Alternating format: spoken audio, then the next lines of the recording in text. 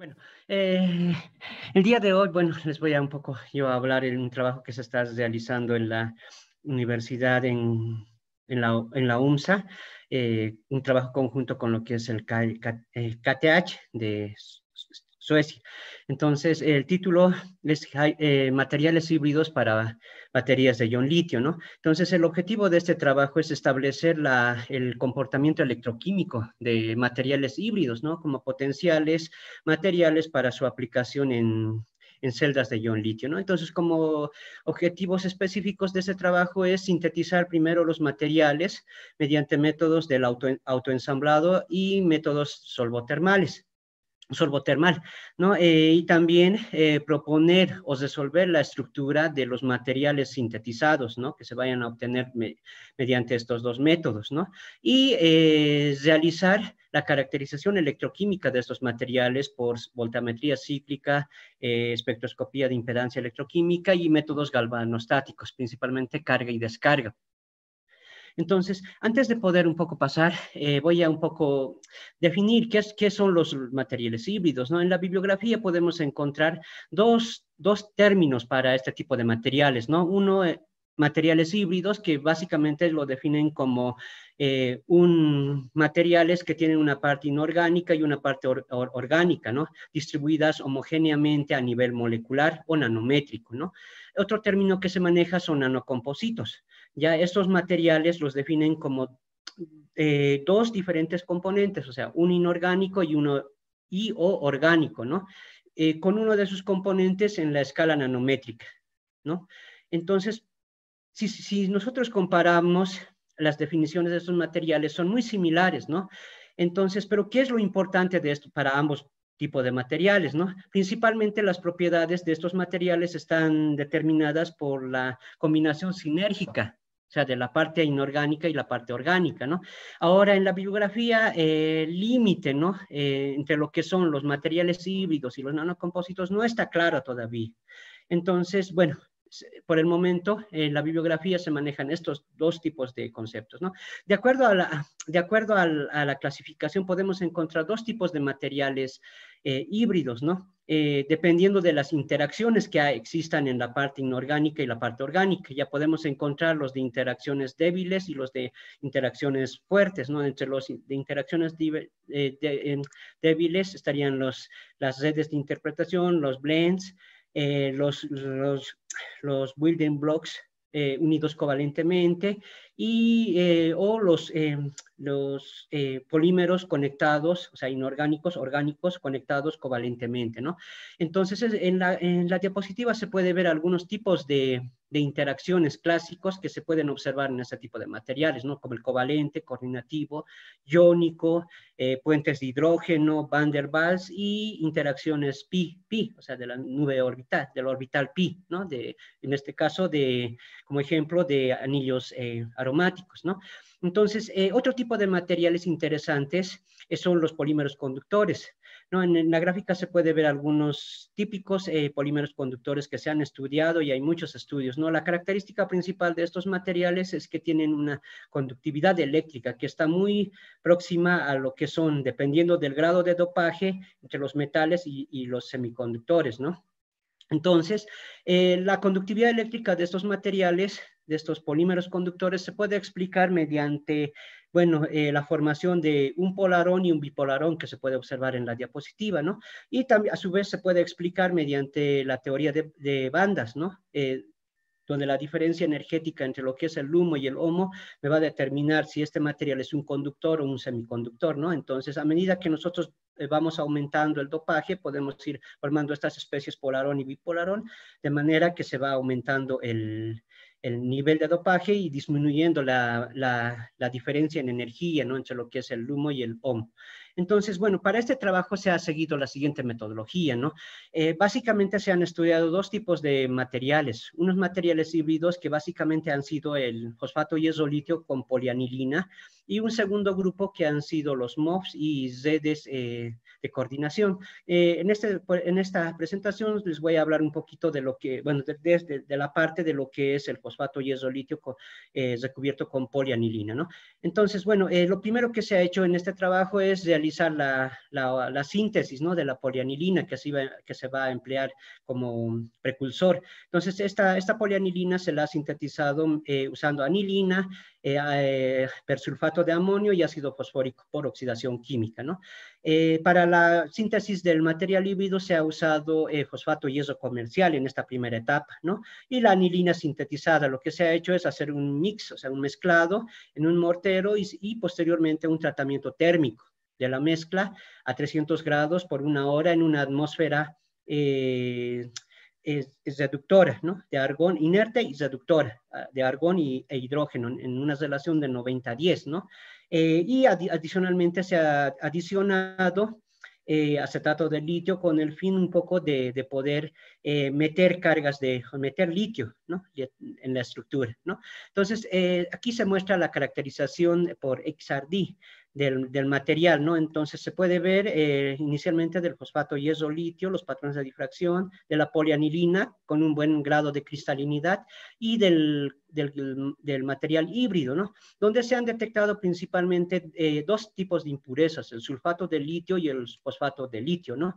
Entonces, aquí se puede ver una estructura cualitativa de cómo pensamos que es el material, ¿no?, híbrido, ¿no? Entonces, esta impureza se explica mediante la polianilina. Cuando nosotros hemos hecho la síntesis, ha habido contraiones, en este caso el ion bisulfato y el ion fosfato diácido, ¿no?, que se han quedado para neutralizar cargas en la estructura de la polianilina. Entonces, estos contraiones han reaccionado con el acetato de litio que nosotros hemos introducido, generando el sulfato de litio y el fosfato de litio. De esa manera es como hemos podido explicarnos la presencia de estas impurezas.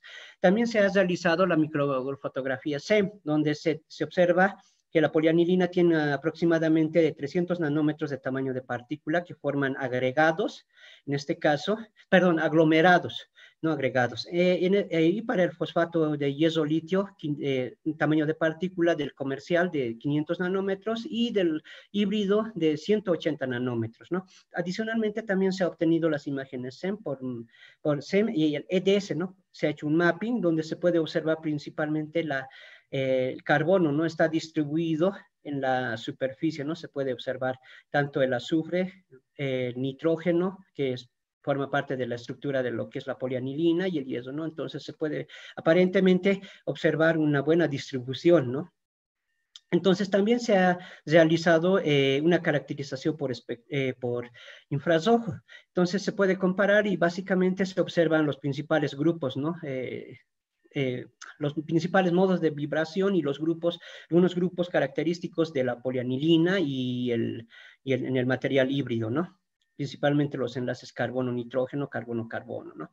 Entonces, a partir de esta información, lo que también se ha obtenido es poder un poco calcular la relación entre lo que es en la estructura de la polianilina, la unidad oxidada y la unidad reducida. Entonces, se ha calculado la relación para la polianilina de 0,32 como unidad oxidada y como reducida de 0,68, comparándola con la del material híbrido, que es muy similar, ¿no? O sea, entonces eso indica que no ha habido cambios, o sea,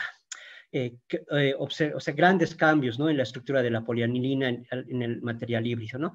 Adicionalmente, para un poco cuantificar... Te queda un ¿sí? minuto para terminar tu Ya, presentación. entonces se ha realizado la cuantificación por geometría, entonces así es más o menos como nos imaginamos que los tipos de interacción que podrían estar existiendo entre lo que son las partículas de fosfato yeso-litio y, bueno, la polianilina, ¿no? Adicionalmente se ha hecho la carga-descarga, donde se observa que el material híbrido comparado con el fosfato yeso-litio y la polianilina presentan un mejor comportamiento electroquímico, ¿no? Entonces, y también se ha obtenido espectroscopia de impedancia, donde, bueno, ponemos un modelito de cómo es que esto ayuda, ¿no?, y disminuye la resistencia en el material híbrido, ¿no? Entonces, adicionalmente, también como una segunda etapa del trabajo, lo que se pretende es, se han sintetizado ya nanopartículas de fosfato yeso litio mediante el método sorbotermal, se han obtenido tamaños de partículas de 50 nanómetros, ¿no? Y los de menor tamaño, estos han tenido mejor comportamiento electroquímico, ¿no? Entonces, en esta segunda etapa lo que se pretende es combinar las propiedades que o sea, el tamaño de partícula mejora las propiedades electroquímicas combinadas con la anterior, con las propiedades del recubrimiento, ¿no? Básicamente eso sería, digamos, lo que ya les he comentado. Muchas gracias por su atención. Muchas gracias, Cesario. Saúl, ¿estás por ahí? Sí, sí, muchas gracias, Cesario, interesante el tema. Hay dos preguntas. La primera es, ¿cómo sería en todo caso el comportamiento del recubrimiento frente a otros recubrimientos que se suelen hacer en este tipo de materiales? ¿Cuál sería la diferencia fundamental?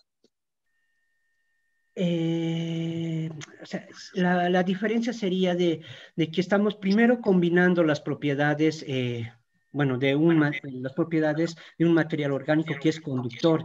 Entonces, lo que más o menos se cree, o sea, pensamos es que este material híbrido, bueno, en realidad la polianilina lo que hace es mejorar la transferencia electrónica entre lo que es el colector y el material, es decir, a través del binder, del carbono y de todo. Entonces mejora, disminuye esa resistencia y eso es también lo que se observa en ACE, ¿no? Es lo que se puede observar en ACE. Se puede observar una disminución de la resistencia. O sea, es decir, que el proceso de transferencia de carga en el material híbrido es menor.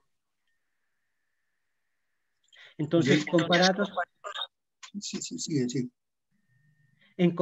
con otros recubrimientos,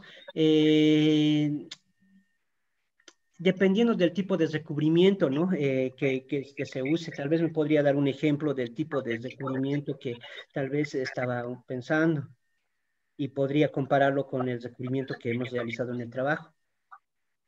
Bien. Hay otra pregunta que dice, ¿el transporte de litio en esta estructura es por hopping? No, hopping, sí, o sea, o sea, como el material es poroso, o sea, aparentemente eso es lo que se puede ver. Entonces, se puede observar que o sea, a partir de lo que es la espectroscopía de impedancia electroquímica, se ha realizado también el cálculo, que no lo estoy mostrando, del coeficiente de difusión, y hemos encontrado que ese coeficiente de difusión es menor. En el caso, bueno, en este caso sí la conducción no es impedida, digamos, por el recubrimiento. Eso es lo que se ha podido observar también, ¿no? La difusión del litio, el recubrimiento no está impidiendo la difusión. Entonces, lo que creemos es que es a través de estos, ¿no? De estos, a través de todo lo que es la cadena del polímero. Bien, y la última pregunta dice, ¿cuánto es la conductividad iónica comparado a los materiales usados comercialmente?